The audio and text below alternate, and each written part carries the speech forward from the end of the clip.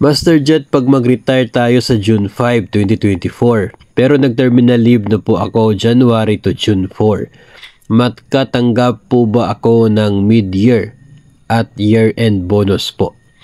Ang sitwasyon ay on terminal leave. Ibig sabihin, yung kanyang natitira na service credits na naipon sa loob ng maraming taon ay ngayon ginamit niya lahat. No? So, ibig sabihin nito, from January hanggang June 4 ay hindi na papasok sa paaralan itong ating sender, pero tatanggap siya ng sahod. No? Buong buo na sahod pa rin.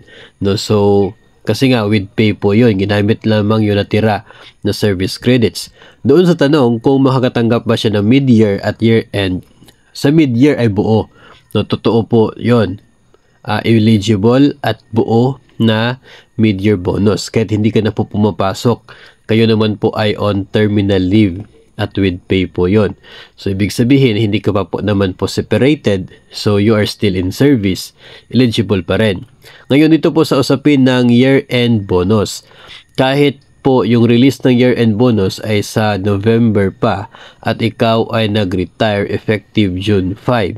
No? So, ibig sabihin, meron kang 5 months mahigit na serbisyo.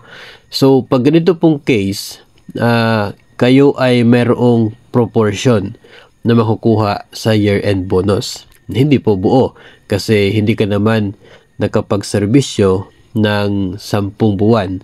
No, kasi yun po yung requirement doon. Dapat 10 months until October 31 para buo yung makukuha na year-end bonus. Pero since June 4 yung last day of service, so nasa mahigit 5 buwan. No, so ayon po doon sa guidelines ng year-end bonus, eligible ka pa rin sa proportion lamang, no? Proportion dahil mahigit 4 na buwan yung total service mo from January. So proportion lamang at yun po ay idagdag doon sa inyo makukuha sa pag-process ng inyo pong last payment from the DepEd, no? So eligible po kayo both year-end bonus and mid-year bonus. Proportion nga lang doon sa year-end bonus. So, yun po ay hindi po dapat na ikapagbahala kung kayo po ay on maternity leave, on terminal leave. No?